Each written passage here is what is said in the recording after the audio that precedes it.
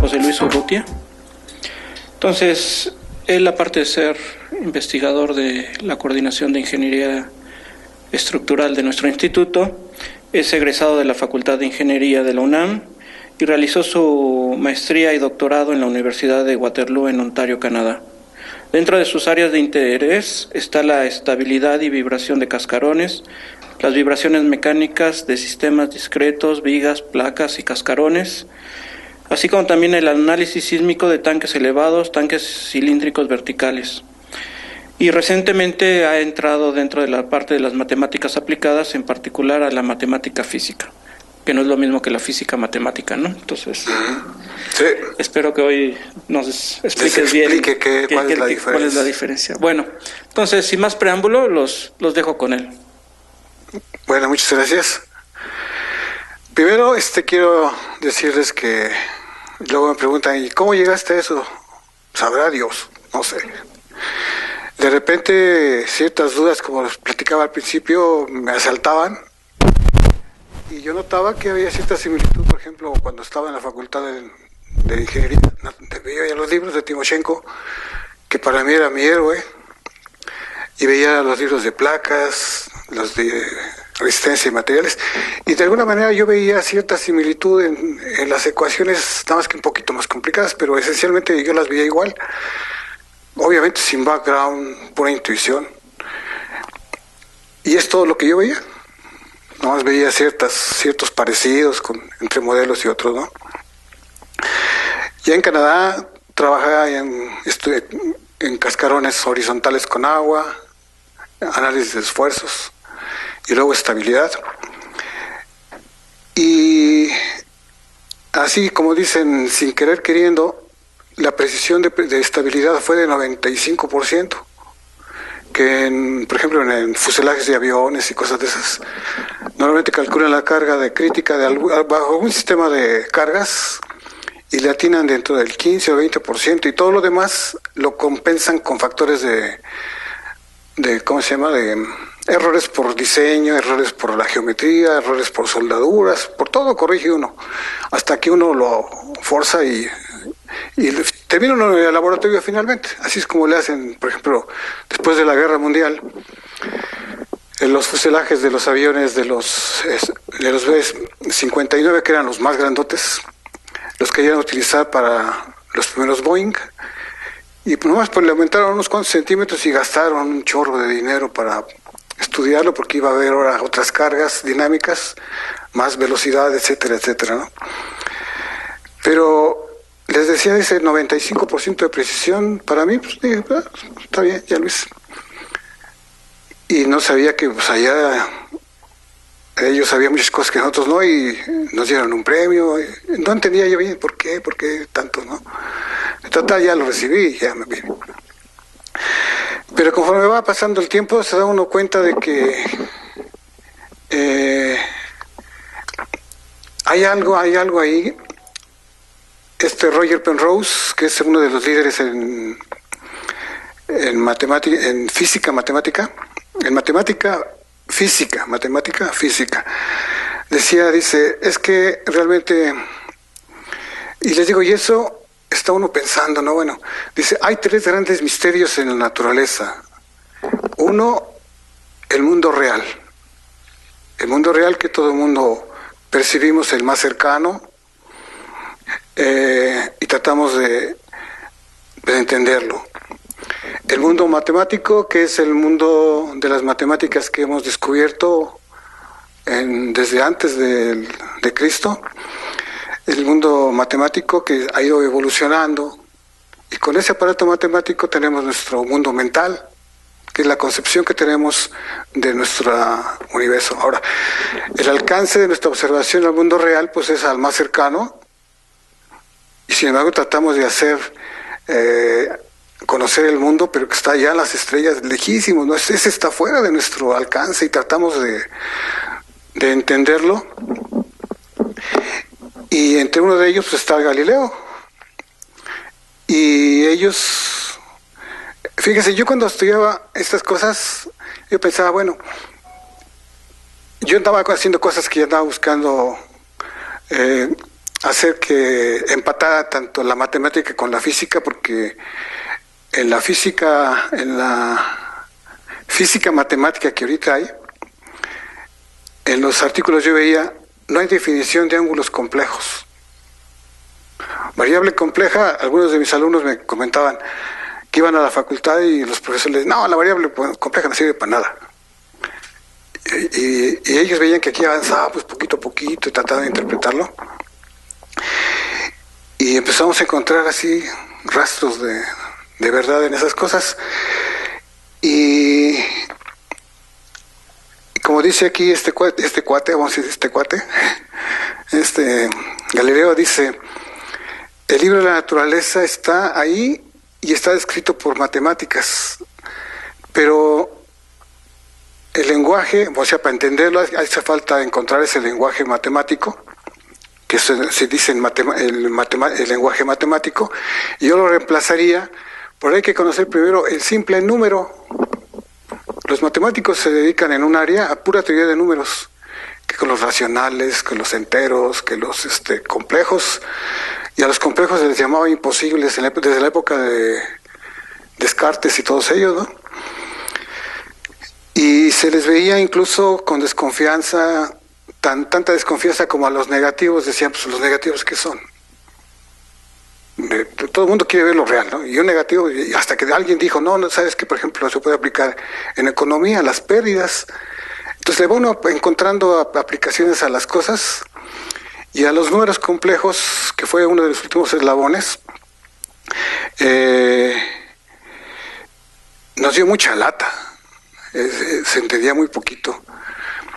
Y como les decía de Roger Penrose, decía, el tercer mundo es el conceptual, pero él mismo decía, o sea, está el mundo real, el matemático que conocemos, el mundo mental acá, y él decía, y hay otro, el matemático real, el matemático con el que el universo se gobierna, y esas matemáticas existen incluso antes de que existiéramos nosotros. O sea, las matemáticas que gobiernan la naturaleza, existen independientemente que existamos nosotros o que las entendamos o no. Entonces todo el mundo, a mí me impactaba mucho ver eso, ¿no? Igual que ver en internet a Richard Feynman, que lo rankean como el segundo después de Einstein, y él dice, pues de una cosa estoy seguro, mecánica cuántica es muy difícil de entender. Y entonces, en mecánica cuántica lo que aplican básicamente es variable compleja. Sin variable compleja, mecánica cuántica no avanzaría. Y en la ingeniería tratamos de utilizar sobre todo variable compleja. Los mecánicos son los que la usan más que nada, los de comunicaciones, los de transmisiones para imágenes, sonido y todas esas cosas. Y los demás pues las veían con recelo y como algo así. De hecho, hay en algunos libros dice variable compleja más bien es tolerada porque esperamos que algún día algo salga, pero realmente todavía ahí, por ejemplo, en la variable compleja, no sé si alguien de ustedes haya estudiado variable compleja, se dice que el producto, por ejemplo, en números reales, el producto A por B es conmutativo con B con A, pero en variable compleja no. Así como está, no. Y esa álgebra la desarrolló John von Neumann desde 1929 en Alemania y luego la tradujo en 1955 y bajo juramento escribió esa traducción diciendo que era fiel copia del alemán porque pues como que les tenían recelo, ¿no? Y entonces juró que era lo que decía en la copia del alemán. Y entonces me di cuenta que mucha gente ya andaba buscándole cómo complexificar a la mecánica, porque se supone que es el grupo de números que engloba a todos, reales, enteros, en forma continua. Pero ¿cómo? Vladimir Arnold es el matemático para mí el más distinguido que ha tenido en los últimos años. tiene como 25,000, 26,000 citas. Acaba de morir, se cayó de su bicicleta, creo que, y se lastimó y no sé qué le pasó, ¿no?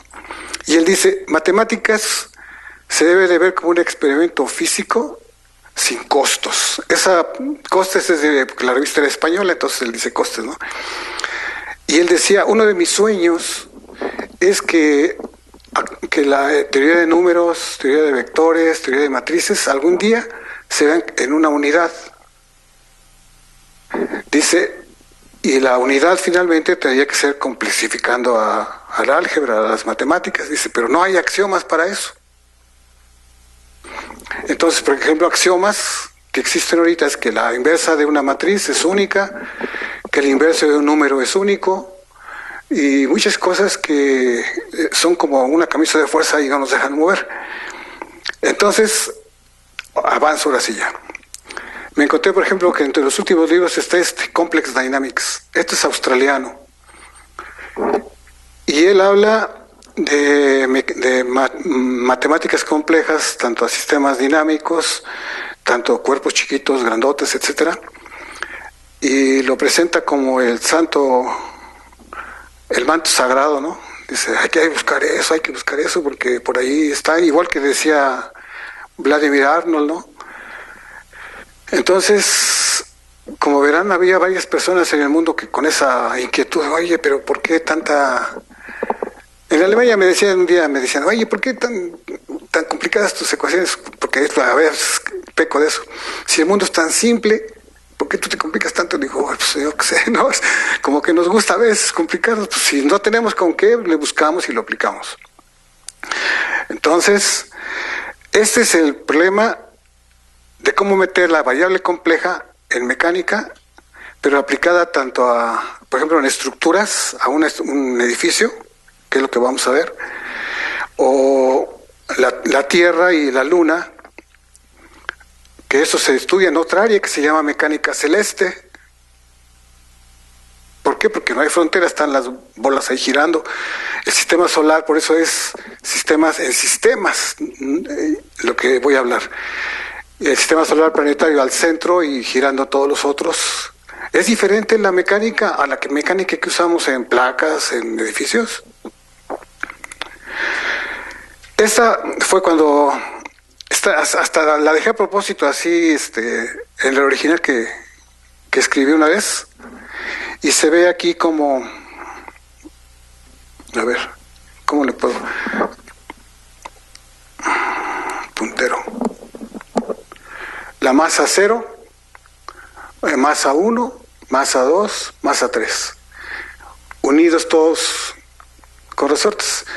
Esto sería con conexiones. En mecánica celeste la interacción sería con fuerzas gravitacionales, que es lo que está uno tratando de resolver. Ahí ya tengo alguna idea de cómo llegarle, pero de eso no me voy a... Nada más lo menciono como para que vean por qué estoy hablando de sistemas en general. Y esas son las ecuaciones de movimiento que utilicé, que desarrollé y salieron las ecuaciones. Hace como 10 años, por eso el papel está bien viejo.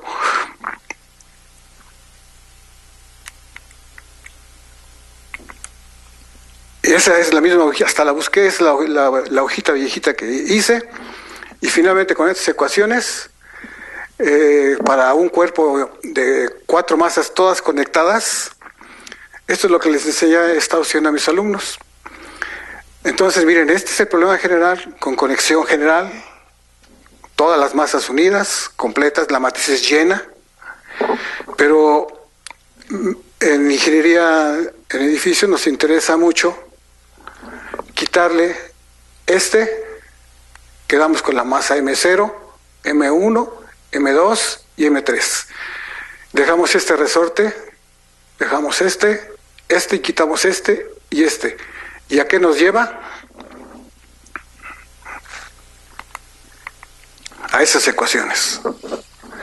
Entonces el problema general estaría lleno acá, todo lleno, y con ese podríamos resolver un sistema si ponemos la masa del centro del triángulo grandotota, y luego le ponemos fuerzas centrales unas contra otras, andarían girando ahí como como un sistema solar. Si yo nada más tomo dos masas, por ejemplo, si nada más tomo, es que es nuevo para mí esto. Si desconecto todo el sistema y nada más dejo actuando estas dos solitas y le pongo una fuerza para arriba y una para abajo, empiezan a girar así. Y sería la Tierra y la Luna.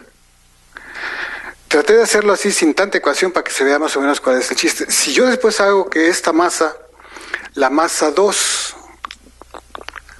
esta hacía correspondencia con este con este, unidas con resortes y amortiguadores, y entonces si las hago iguales andarían girando así.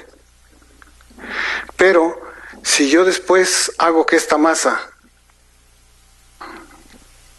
sea muy grande y desconecto estas y el programa idéntico, entonces ya recupero el sistema clásico de un grado de libertad.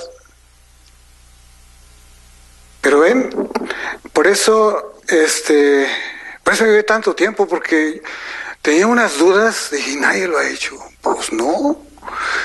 Y les digo a mis alumnos, de hecho en la mañana me levanté corriendo porque se me ocurrió una figura, la van a ver al final, para tratar de transmitirles la idea con más claridad. Entonces, este es el sistema de ecuaciones en general.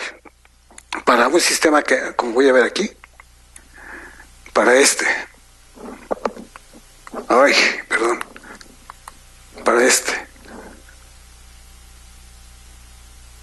cuando yo desconecte aquí, le corte y lo deje solito, la dejo sola y le pongo una fuerza, va a empezar y lo bonito y lo misterioso. De hecho, la variable compleja, los libros lo refieren como algo misterioso. Y sí es cierto, es casi mágico. Es magia. De hecho, yo cuando en cascarones con cargas móviles, ahí fue donde empecé a agarrar un poquito de experiencia. Una vez un alumno tenía una placa cuadrada con carga móvil y le dije, a ver, intégrala. Les juro que llevaba 25 páginas integrando. Y me fue a ver, oiga, doctor, fíjese que ya van 22 páginas y todavía no acabo. Digo, ay, híjole, déjame ver. Todas esas, las senoides y cosenoides las metí a la I, etcétera, funciones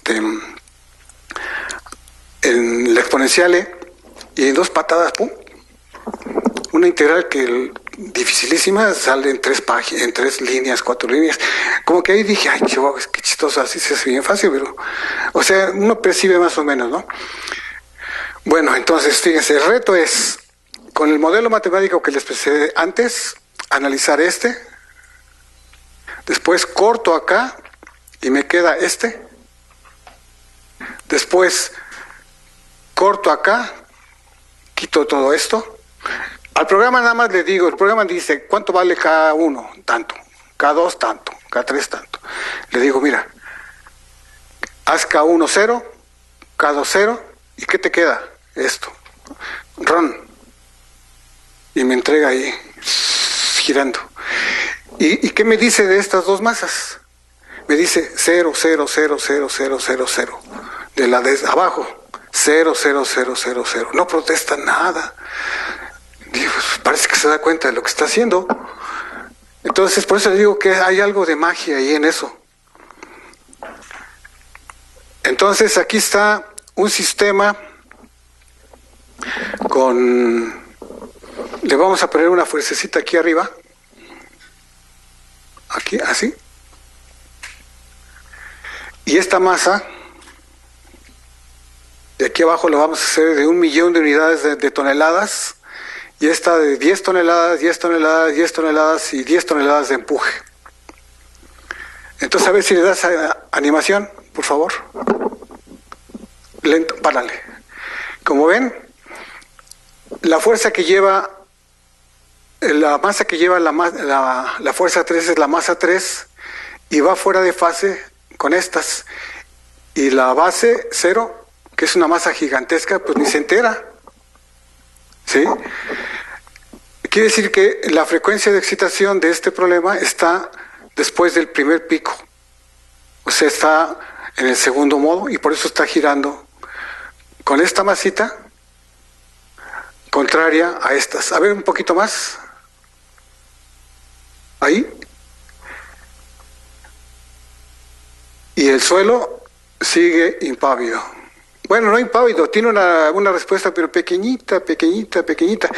De hecho, cuando se modela se dice, el desplazamiento de la frontera es 0. Yo les digo a mis alumnos, bueno, a ver si te clavo aquí un cuchillo y le muevo, ¿qué? ¿De veras no sientes nada? Pues no, el suelo siente, está ahí vibrando y capturando ahí al sistema. Es el que realmente detiene a todo. Entonces, ya a ver que termine la que sigue, digan. Que termine la animación.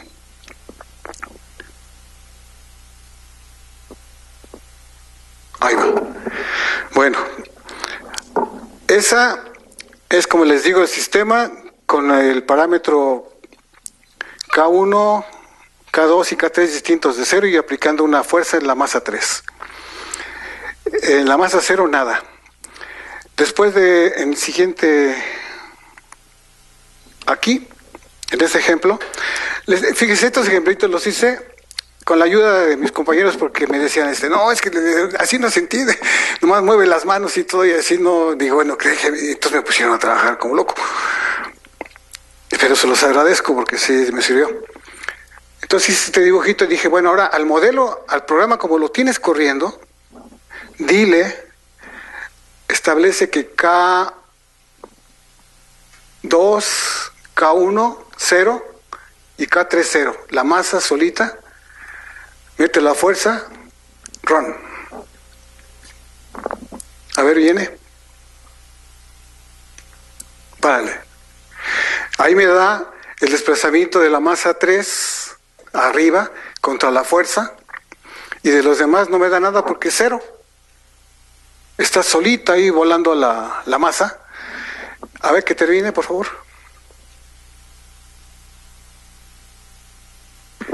¿Y qué le dije al programa? Nada más dije, córtale y órale.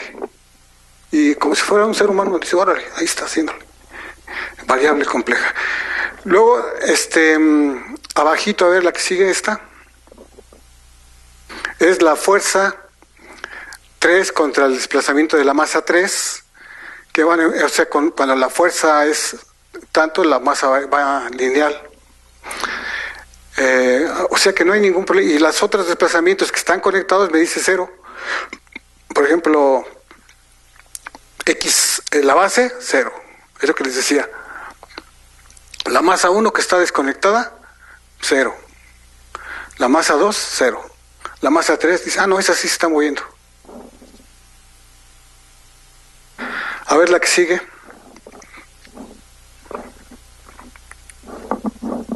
Bueno, ahora vamos a cortar la estructura acá, acá, y dejamos estos dos. Entonces le pongo una fuerza hacia arriba y otra fuerza hacia abajo. O sea, va a estar así. El mismo programa. Porque ya ven que los programas luego le hacen eso y se protesta, ¿no? Que no es positivo definir, X sé que tanto, se para. A ver que viene, por favor, esta. Ahí están. Una masa va contra la otra, solita. Eso fue con masas iguales. Ahora le dije, ¿sabes qué? Ahora métele aquí esta masa gigantesca y métele la misma fuerza para acá de 10 y para arriba de 10. A ver, activen esta.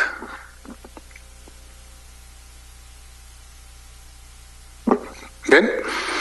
La única que se está moviendo es esta, como si fuera un sistema de... En realidad está haciendo así. Pero como la grafico así en esta forma, pues parece que está ahí.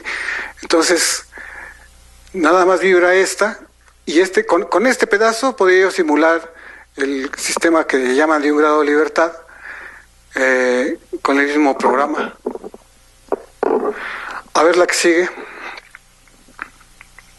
Bueno, cuando la masa es gigante de abajo y luego tengo más abajo, arriba la masa chiquita, es el sistema clásico de un grado de libertad. Y me encontré una vez entre esos artículos que les digo que me motivaba mucho, decía, The Not So Simple One Degree of Freedom Oscillator, el no tan simple oscilador de 1 grado de libertad. Lo hicieron de West Point, y ahí explica todo porque dice que no es tan sencillito, ¿no? O sea, uno lo toma así como algo muy simple y con nomás una bolita y está girando. Bueno, entonces, para eso hice otro programa. Este sí lo hice con un muchacho del ejército, del Colegio de Ingenieros Civiles. Y entonces, fíjense, es la hoja clásica que hicimos entonces. Le dijimos, a ver, de las ecuaciones aquellas, pon la masa 0 de 1000 unidades, la masa 2 de 50 toneladas, 40 y 30. La rigidez es 500 toneladas por centímetro, etcétera, aquí está, ¿no? Amortiguamiento del 1% y la fuerza, ¿dónde? Abajo. ¿Qué es lo que no se podía hacer ahorita con los modelos? Ahorita se aplican las fuerzas arriba y ahorita lo vamos a aplicar abajo. Entonces, a ver, déjenme ver. Para eso, ¿qué se necesita? Este programita en MATCAD. Este es el que genera la matriz de rigideces y este es el que lo controla. Con ese me tardé como 2 días en hacerlo para que quedara más o menos eficiente. Y esa es la historia de desplazamientos de la base. Cuando la base, la fuerza es de 10 y la masa es de 10, entonces el desplazamiento me dio de 1.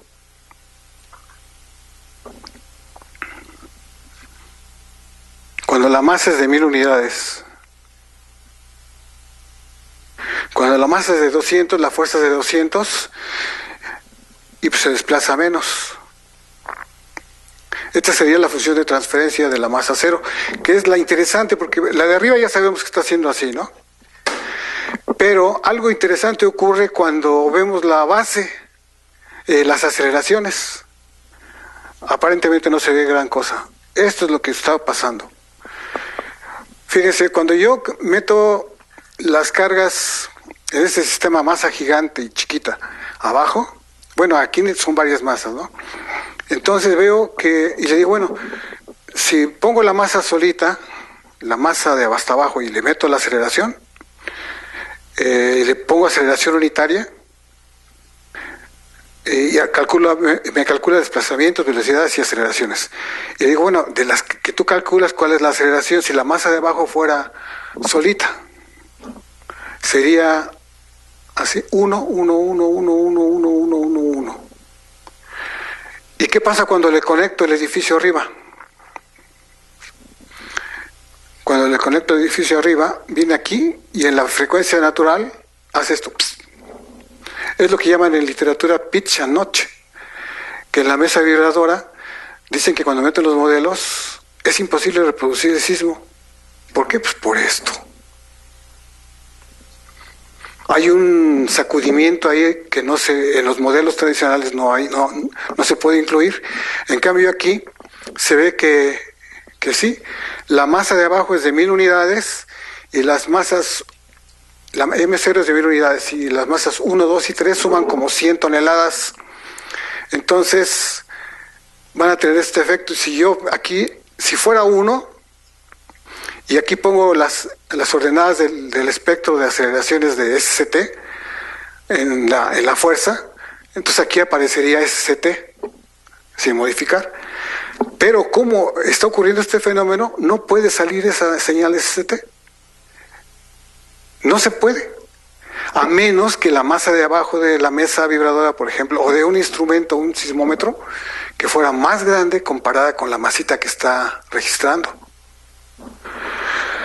Entonces luego el siguiente experimento fue, a ver, ponle, o sea, aquí la influencia es 1%, por decir algo, 10% o 7%. Digo, a ver, ahora ponle 200 abajo contra arriba 140, creo. Peor. Aquí ya bajó el desplazamiento de la masa de abajo, del suelo. Ese ruido, pitch es un ruido, ¿no? Pitch en sonido es un ruido. Ese ruido y ese rasgado de la respuesta ocurre acá, paz, paz, paz. Y esto altera más el acelerograma. O si es la mesa, pues altera más la señal de la mesa. Esto, algunas ocasiones lo llegaba yo aquí a explicar, pero, o sea, hablando, pues nomás no se puede, tenía que enseñarles por qué pensaba yo que ocurría esa interacción. Entonces, por ejemplo, lo que se me ocurre ahorita, esto no lo había pensado, es hacer con estas variación de la masa de la base. Poner una base de 200, una de 1000, una de 10.000 y ver cómo interacciona con las masas de arriba. ¿Cuándo puedo yo reproducir el sismo abajo en forma correcta sin que haya interacción mesa-estructura? Y con eso, ahora, ¿cómo ese problema antes no se había atacado? Pues porque primero ni se veía, nomás decían que por ahí ocurría algo porque la mesa hacía así. ¿Pero por qué? Pues por esto. Entonces sería una aplicación, por ejemplo, para un sistema de un grado de libertad, una estructura en un instrumento que estuviera midiendo. ¿En qué otras áreas, como ya tenemos ahora sí sistema más o menos general, y ahorita voy a decir porque todavía no es general? Alguien me dice, ya, ahora sí ya lo resolvieron, no, todavía no.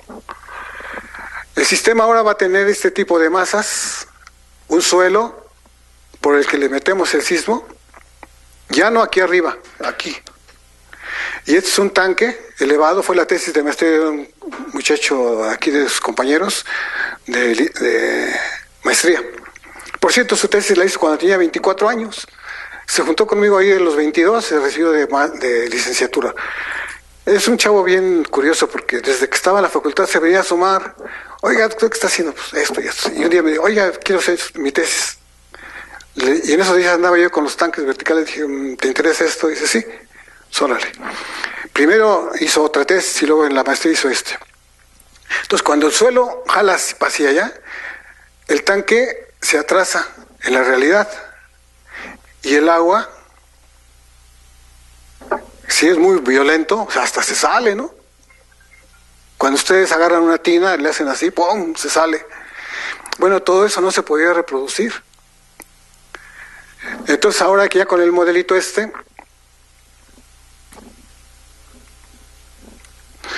decía la interacción, le puso al modelo una masa gigantesca, le puso la torre del tanque, le puso el agua y todo, y calibró. Dice, cuando le ponemos a la masa solita el acelerograma, ahí está el acelerograma. Cuando le ponemos a la masa gigantesca, le ponemos el tanque y el agua, la respuesta en aceleración, idéntica. Si esto ocurre, ahora sí, ¿qué pasa con el tanque y el agua? Ahora sí el tanque va para un lado y el agua va para el otro. Reproduciendo el oleaje. Y antes, ¿cómo se ponía? Se ponía la aceleración al agua para allá, la aceleración al tanque para allá. Y todo en un mismo sentido, pues se obtenían estimaciones, ¿no? Pero no la respuesta correcta. Y obviamente al ir a la mesa y hacer experimentos, pues no daba. Y de hecho los de San Diego hicieron una mesa gigantesca de... hasta en estos últimos días, antes de dar la plática, me puse a investigar bien. La mesa de San Diego pesa, con todo y gatos, como 144 toneladas. Es la más grande del mundo. Y está diseñada para meterle cargas hasta de 200 toneladas. Pues, ay, pero espérate, ¿cómo? No, de 2.000 toneladas. Ahí va a haber una interacción gigantesca. Pues así están corriendo. Bueno, esta fue una aplicación a un tanque, en la que ya el oleaje se representa contra el tanque. Y el movimiento del suelo también se reproduce con un alto grado de exactitud. Y ahora sí podemos estudiarlo cómo se está moviendo el tanque y el agua. Le digo, fíjense, como me decía un profesor, dice, fue una jornada muy larga. Le digo, sí, pero creo que valió la pena. Y luego, como les digo, bueno, esas fueron aplicaciones. Y al lado de eso, me encontraba libros como Number, The Language of Science. Este libro empezó de Mansur, lo publicaron en 1905 y hasta 2008 sigue vigente con todas sus preguntas y sus dudas. Ahora digo, ¿por qué? ¿Por qué el número? ¿Por qué el número es vital? Esto se me ocurrió ahorita dárselos. Ya voy a apurar. ¿Por qué? Les decía antes de la plática que si yo logro manejar bien un número, pero bien, después si yo manejo una matriz que es colección de números, pues va a estar bien. Y después si manejo funciones, en cada X o Z compleja, ¿qué hay?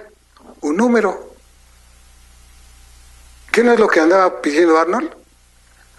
La misma concepción para teoría de números, para vectores, matrices, funciones, pues sí. Entonces es donde hay que atacar. Tratar de entender primero bien qué es un número y luego lo aplicamos. Ahí vienen dos ejemplos finalmente. Este libro me daba pauta para pensar que mi intuición decía, pues sí, hay algo por ahí extraño, ¿no? Que hay que tratar de dilucidar. Ahí está otro libro. Linear Algebra, Don Wright. Y también él explica por qué esos títulos tan extraños, ¿no? Pues porque luego uno ni le entiende, ¿no? Está uno ahí, ¿qué es esto? Pues quién sabe. Otro. Linear Algebra, Don Wrong. Y todo eso a uno lo sacude y dices, ¿por qué? ¿Por qué? ¿No? ¿Por qué esas cosas? Y luego este cuate acaba con otro peor. La efectividad irrazonable de las matemáticas en las ciencias naturales. Wiener, ese es famosísimo, ¿no?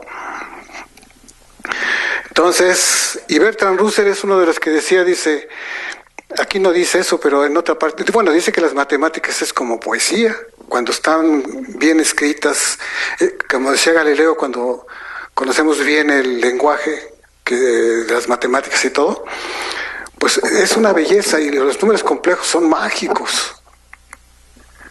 Bueno, así es como está la situación ahorita. Cuando una teoría, para un cierto problema, hay varias teorías,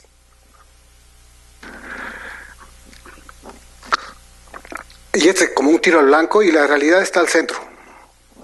Entonces, una teoría predice esto, otra esto, otra esto, otra esto. Ahí es poca exactitud, porque no le pegan aquí, y poca precisión, porque le pegan por aquí, por aquí, por allá. Eso está en Wikipedia y está en ¿cómo se llama? El código de Estados Unidos de las normas y todo eso. Cuando las teorías más o menos ya empiezan a concordar, se agrupan por acá. Y sin embargo todavía tienen poca exactitud, pero mucha precisión. Todas le dan al mismo objetivo. Y ahí está el peligro cuando hacen un artículo y comparan con otro artículo, con otro artículo y con otro artículo y con otro artículo, con el mismo tipo de exactitud. Pero es bien difícil darse cuenta, o sea, uno saca los resultados y como alguien dijo, no, pues ya todo lo demás está bien, ¿sí? Entonces dice, ¿qué no es eso de los números ya se resolvió hace muchos años? Bueno, lo que les estoy presentando, lo colocaría yo así modestamente por acá. Aquí todavía no. ¿Por qué? Porque las elipses con las que ustedes vieron que eran elipses, ¿no? Este es de Vibrations of Shells and Plates de Södel, que fue el libro básico que estudié cuando hice el doctorado. Y la realidad es esta. Cuando hay un ciclo de tensión y compresión, sube, y cuando invierten, en forma abrupta, cambia y ahí se produce una histeresis real, La histéresis no es una elipse, la histéresis es en realidad picudita aquí y baja. Esto se llaman avalanchas en física. Viene una avalancha, llego ahí, invierto la carga y cambia. Eso está en un artículo que escribí. O sea, la realidad sube por, digamos así, por aquí. Al llegar al punto A invierto, tiene esta pendiente, y al invertir esfuerzos cambia y baja. En otra avalancha de bajada, una avalancha de subida. ¿Y quién ha estudiado esto? Pues Alemania. Incluso le ponen unos geófonos a los especímenes y se oye allí. Y cuando cambia de ¿cómo se llama? Invierten la fuerza, hace. Ese parece impresionante, ¿no? Entonces, por eso es que yo no coloco lo que he hecho ya en el centro del tiro al blanco. Todavía nos falta, ¿no? Porque en realidad estudiar vibraciones ya así en modelos muy, muy reales involucra tanto movimiento dinámico, vibraciones, ¡pum!, y estabilidad. Paz, cambia. Eso a ver quién lo hace, ¿no? Se los digo a ustedes que están chavos, órale. Ese sería otro reto. A ver cómo se podría hacer después para... alguien decía, creo que era Laplace, uno de esos dice, es que no dejen a la ciencia como una estructura rígida, axiomática, ya totalmente hecha. Déjenla como un río. Cada instante que pasa va a venir nueva agua, más información. Bueno, hasta ahí es lo de mecánica, dinámica, estabilidad, etcétera. Ahora, en matemáticas, que el título, ya vimos lo de la bolita, 2 bolitas, 3 bolitas, el edificio, interacción suelo-estructura, todo eso, con el mismo modelo. Ahora, esto lateralmente iba yo desarrollando otra cosa, que sería esto. La inversa. La inversa de una matriz compleja. Fíjese, la primera que se encontró fue esta, Moore. Es un norteamericano. La encontró en 1925 y luego en 55 Roger Penrose encontró esta como el algoritmo para y le llaman pseudo inversa. Así, si buscan los libros de matemáticas dice pseudo inversa. Entonces yo les digo, le decía a mis alumnos, ay, pero ¿por qué pseudo inversa? A ver, ¿qué pasa si te digo, tú eres un pseudo estudiante? Y nomás les daba risa, ¿no? Digo, sí, o es inversa, o ¿cómo se llama? ¿O qué es? Entonces,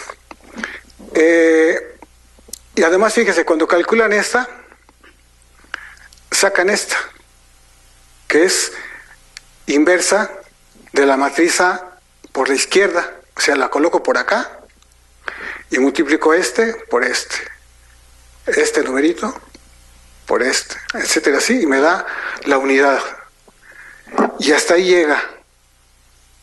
Ya no hay más información. Pero cuando estudié cascarones, estudié tensores, y entonces ahí, rápido, me di cuenta, con mucho tiempo de estar viendo, que en realidad la inversa, esta que está aquí, es lo que en tensores se llamaría, porque también se le bautizó, se hizo el artículo y se bautizó, se le llama este sería el inverso, el original, el covariante, la matriz original, y la inversa se le llama matriz covariante, contravariante. Pero entonces, el libro de, ¿cómo se llama este cuate? De MIT, dijo, fíjese que cuando uno multiplica m traspuesta por m se puede invertir y hace sus cálculos por ahí, y cuando hacemos esto, pero sin transponer de nuevo, así como está, nos da esta, y esa es la inversa, así como por intuición. Y ya, pero esto nunca lo identificaron. ¿Qué es eso? ¿Por qué cuando se invierte me lleva a la de Moore-Penrose? Y en tensores resulta que este sería el tensor métrico se llama tensor métrico. No les digo qué cosa es, pero es, no porque no quiera, sino porque es muy largo. Pero esto se hace cuando se hace, hay 4 operaciones básicas: suma, resta, multiplicación y división. Cuando en la operación de multiplicación, que es la que da lata, que es la que nos dio mucha lata, A por B es igual que B por A. Pero en complejos, A por B así, digo Z1 por Z2 es igual que Z2 por Z1. Pero cuando se saca la norma, por ejemplo, la norma de Z1 complejo sería Z1 por Z1 conjugado. Y dicen, bueno, ¿por qué? Pues porque así sale. Bueno, ok. Pero después lo que vamos a ver ahorita es que dije, bueno, si yo después, ¿qué pasa si el tensor métrico? Fíjate, este tensor métrico que está aquí, lo hago multiplicando esta columna por sí mismo. Me da el tensor métrico sigma 1, 1. Por sigma 1, 2. Por el 2, 1. Y por el sigma 2, 2, que sería esta matriz. Ahí fue donde se me ocurrió algo. Dije, bueno, ¿y qué pasa si multiplico así, para que me dé Pero, ¿qué pasa después si conjugo?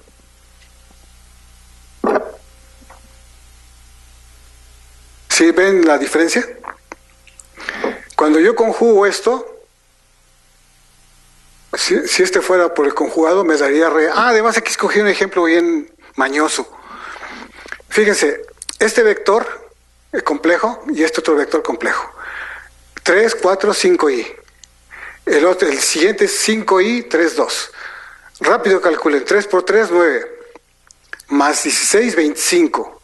Menos 25, 0. En matemáticas a esos vectores les llaman isotrópicos. ¿De qué longitud? 0. ¿Sí lo ven? El siguiente.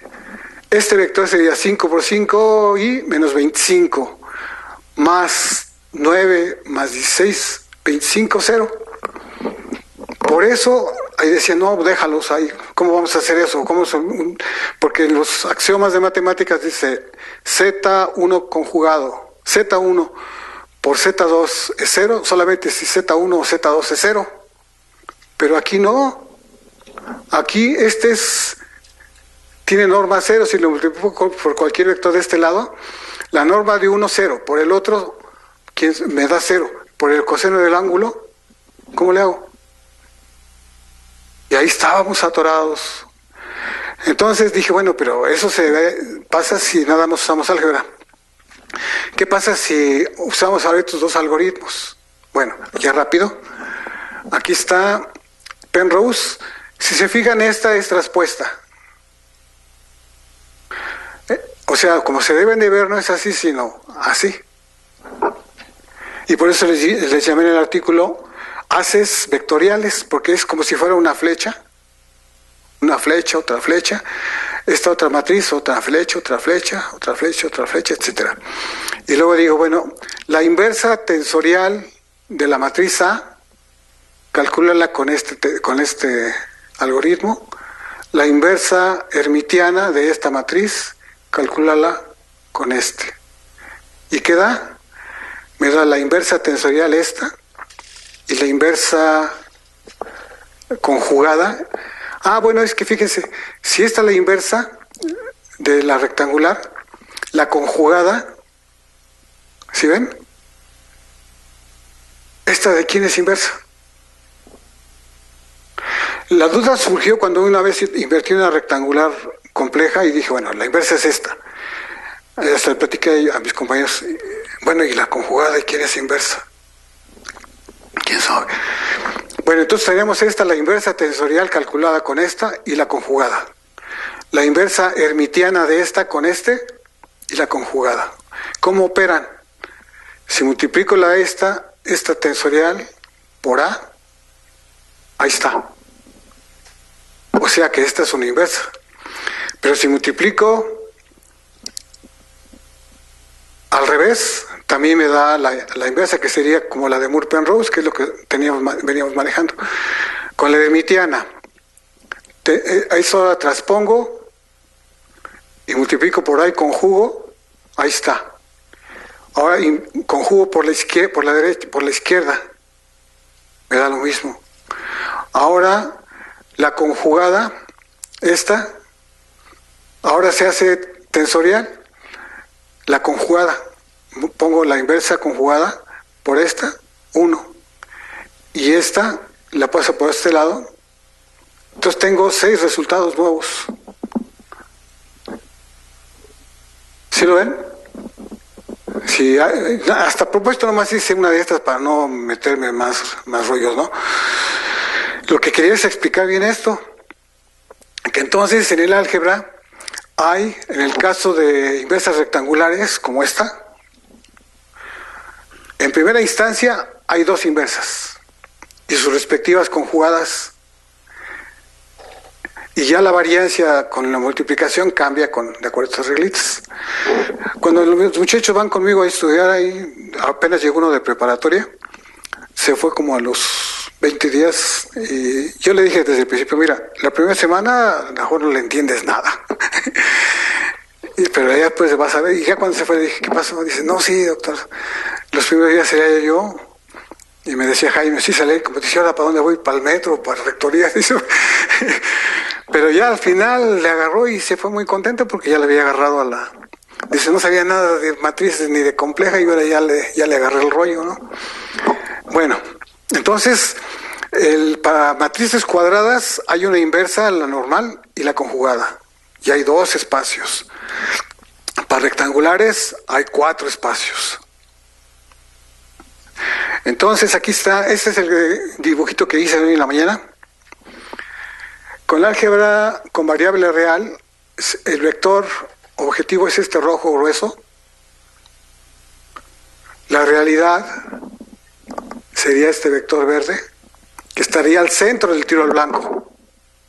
¿Sí?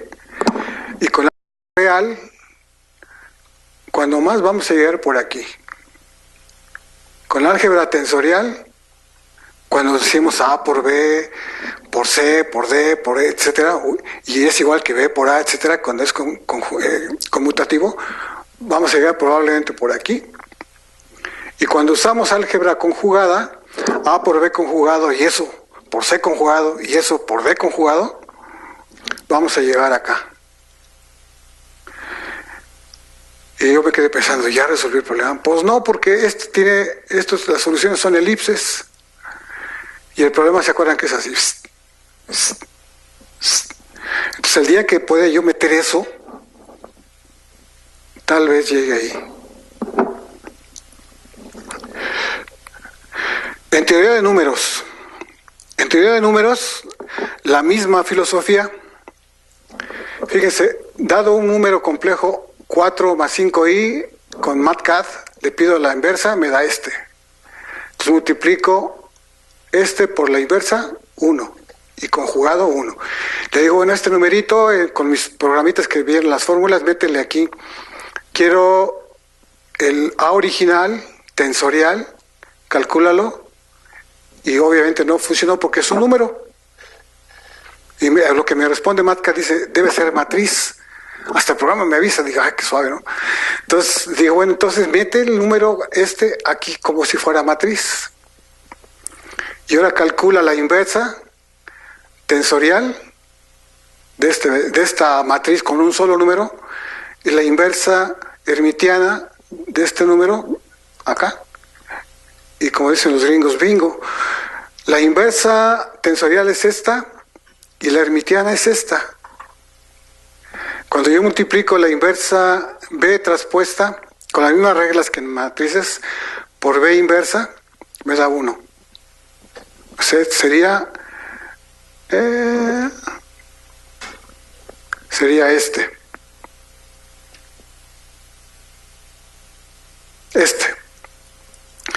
Y cuando multiplico otra vez conjugando por la derecha y por la izquierda, 1, 1, 1. O sea que en teoría de números se suponía que existía nada más un inverso. En realidad hay 2. Este opera con esta álgebra y este con esta. ¿Sí? Entonces les decía, en la anterior, me decía Orlando, dice, bueno, ahora, si tenemos esta solución o esta solución en matrices cuadradas, si tuviéramos rectangulares, aparecía otra por acá y tal vez otra por acá. Y me dice Orlando, ¿y entonces cuál agarramos? Pues la de mínimo error. ¿Sí, no? Precisamente este hiperplano se supone que podría proyectar al prototipo de la realidad siempre y cuando metamos tanto hermitiana, tensorial, como todo lo que se debe de incluir, pero como no es completo todavía yo, por lo que les decía, entonces aquí si fuera una matriz rectangular serían 1, 2, 3 y 4 puntos. Entonces tomaríamos la de mínimo error. Entonces cuando se resolvería, sacaríamos la de mínimo error. Gracias. Ay.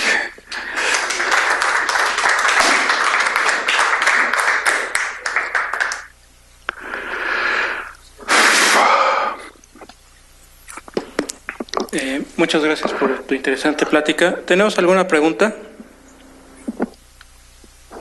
Por favor. Estoy también. Gracias. Felicidades. Está interesante porque creo que no hay muchas pláticas que muestren cómo se puede aplicar las cuestiones matemáticas, ¿no? Incluso que sean muy complejas a la cuestión práctica. Y creo que pues, los primeros ejemplos están interesantes. Y me gustaría conocer la opinión que se tiene con respecto a cómo se abordan o si falta una especie de liga entre lo que nos enseñan, por ejemplo, en la facultad, las matemáticas, que cuando terminamos los primeros semestres no sabemos como que para qué nos van a servir, dónde las voy a aplicar, y ya cuando entramos a las materias de aplicación, pues ya se nos olvidan muchas cosas y algo que probablemente si nos fueran inculcando que esto se puede aplicar aquí o aquí, sería mucho más fácil ya entrar a las materias de aplicación. Entonces, me interesaría saber la opinión con respecto a cómo podríamos hacer esa liga, ¿no? Bueno, de hecho, es lo que yo pugno porque se haga, porque, fíjense, hace como 6 años fui a una secundaria y esto lo vi, pero claro, con pura variable real, con todo físico, así, con diagramas. Y una niña se paró y dice, estaba la directora y me dice, oiga, que una niña quiere preguntar algo, a ver, dime. Dice, ¿por qué mejor no nos enseñan esto? Porque cuando vemos sistemas de ecuaciones de 2×2, nos dicen que es nada más la pura intersección. Y no, es la superposición de vectores, y se ve cómo se superpone uno y se superpone otro. Ahora con complejos ya lo vieron, también. Lo que pasa es que no había la herramienta. Y luego mis compañeros me decían, o sea, amablemente, me decían, oye, ¿cuándo escribes? Pues nomás que me quiten las dudas. Tenía yo un chorro de dudas. Y ahora que lo fui a ver hace unos días, le dije, ¿sabes qué? Ahora sí ya acabé. Y me acuerdo de un viejo proverbio, algo que me dijo mi supervisor en Canadá. ¿Se acuerda de Luis? Te entrenamos a dejar las cosas hechas. We train you to have things done. Y dije, ay, maestro. Así como que me aventó un piedrazo, ¿no? Y eso lo trae, no sé, por eso luego le digo con los que más platico, es que la huella de los profesores sí cunde. Tú dirás que no, que como quiera, pero sí cunde el profesor. Y él me decía eso y yo con esa mi inquietud, no, pues tengo que terminarla. Y estos días, pues ya me apretaban las trucas por aquí, por allá. Hasta en vacaciones vine a trabajar para terminar esto porque estaba con el muchacho de la prepa y cosas que todavía no le podía explicar. Por ejemplo, el ángulo entre dos vectores complejos no existe. Ahora ya no lo presenté, pero ya está. Que en el error, a ver si la puedo poner. Bueno, aquí. En ángulos complejos, en vectores complejos, si sacaban esta aproximación, vamos a suponer que estuviera muy, muy buena la solución. Cuando hacían los cálculos de este ángulo, más este ángulo, no daba 180 grados. Y entonces todo el mundo decía, bueno, ¿y por qué no da 180 grados? Pues, quién sabe, ¿no? Ahora, la ley de los senos tampoco funcionaba. La de los cosenos igual. Entonces se decía que esta álgebra de los complejos, aun cuando es una aproximación, no era euclidiana, ni era conmutativa, ni nada.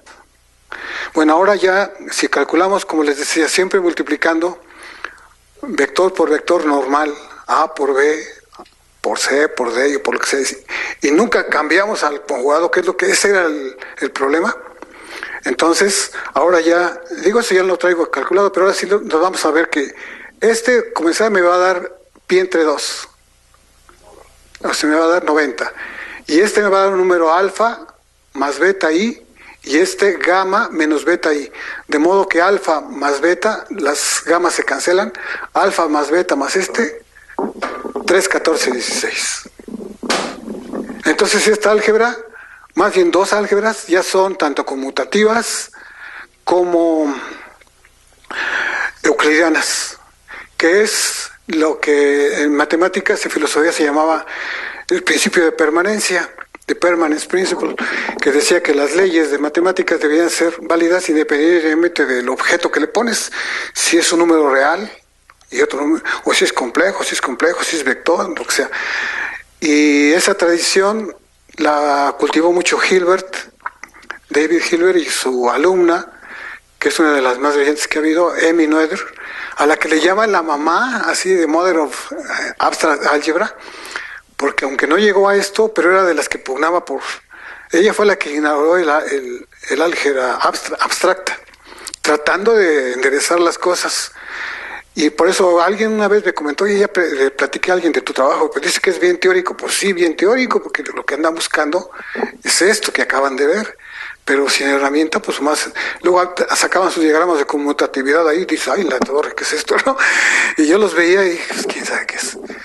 Entonces yo sí, poniendo lo que tú decías, yo creo que sí, si se me diera la oportunidad, incluso varios, que nos juntáramos, las clases estas, manejar el álgebra bien, el álgebra nueva más bien, ¿no?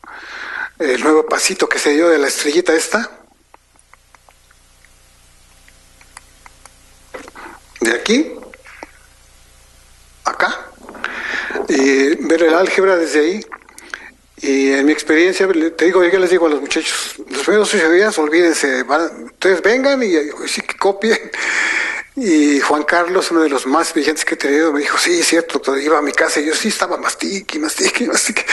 Y ya después como que sí, ya le entendí. Y a mí pues me daba mucho gusto eso, ¿no? Porque pues a fin de cuentas yo creo que nosotros lo que buscamos es eso, ¿no? Tratar de entender, como les decía, que decía Piaget, le entiendes y descubres algo. Ese es el chiste, ¿no? Entonces, pues sí, alguien comentaba por ahí que cuando se encuentra una herramienta así, como que es el tiempo de revisar muchísimas cosas bajo la nueva maquinaria, ¿no? Entonces, y eso con respecto a lo que tú dices, ¿no? Se puede todavía. Y sobre todo que los muchachos ya lo vean físico, ¿no? Porque incluso en mecánica cuántica dicen, en mecánica cuántica está prohibido hacer diagramas. Y los físicos dicen, pues sí, pues nos piden que nos olvidemos de nuestra experiencia de la realidad. Todos quieren que lo hagamos ahí, así en la nube, ¿no? Y ellos son los que se quejan, los físicos. Gracias. ¿Alguna otra pregunta? Por favor. Bueno, agradecerle compartir sus conocimientos y una pregunta. Comentaba al principio de los 3 misterios. Sí. El del mundo real, el matemático, y ¿cuál es el tercero? El tercer mundo es el conceptual, el mental. A lo mejor me lo perdí. Sí, es el mundo real que en algunas ocasiones está a nuestro alcance y cuando vemos las estrellas está fuera de él. Y ahí empezamos a meter los telescopios y buscarle, ¿no? El mundo matemático es todo lo que nos enseñan y que mientras no se salga de ciertos axiomas funciona. Pero, por ejemplo, fíjense, luego a veces hasta les comentaba yo a ellos, Luego a veces le ponen ciertos nombres a las cosas que dices, ay, híjole, ¿por qué le pusieron esto? Por ejemplo, el coseno hiperbólico. Le llaman coseno. Digo, ¿por qué no le pusieron el coseno de Euler y ya, no? Y ahí dando que hiperbólico. Y la tangente hiperbólica hace así, 1, 1, 1, 1. Pues, ¿cuál hiperbólica si va hacia 1? Hiperbólica es cuando se va, ¿no? Y el mundo, y Roger Penrose decía que había 3 mundos, 3 misterios: el real, las matemáticas que conocemos, y él dijo, y vayan a los journals, y hay matemáticas abstractas, matemáticas financieras, un mar de matemáticas. Y luego está el mundo, el mental, que es lo que nosotros percibimos. Y él dijo en su entrevista, y hay otro mundo matemático que es desconocido. Y él dijo, yo predigo que debe ser chiquito, pero es el que gobierna en cierta manera hasta cierto punto, los fenómenos de la naturaleza. Entonces hay 3 misterios y otro por ahí. Aquí va una reflexión que alguien me decía, a ver, vamos a ver, en filosofía, ¿qué es lo que tú sabes? A mí, por ejemplo, pues algo de matemáticas, mecánica, programación, etcétera. ¿Qué es lo que no sabes? Pues no sé de biología, no sé de medicina. ¿Y qué es lo que no sabes que no sabes? Pues, ¿quién se está? Entonces, bajo ese tipo de filosofía, de hecho mi supervisor cuando me dijo, antes de terminar, dice, te vamos a dar tu doctorado no por un estúpido programa. Dijo, 8. Entonces ya, y ahí se hizo la teoría y todo, ¿no?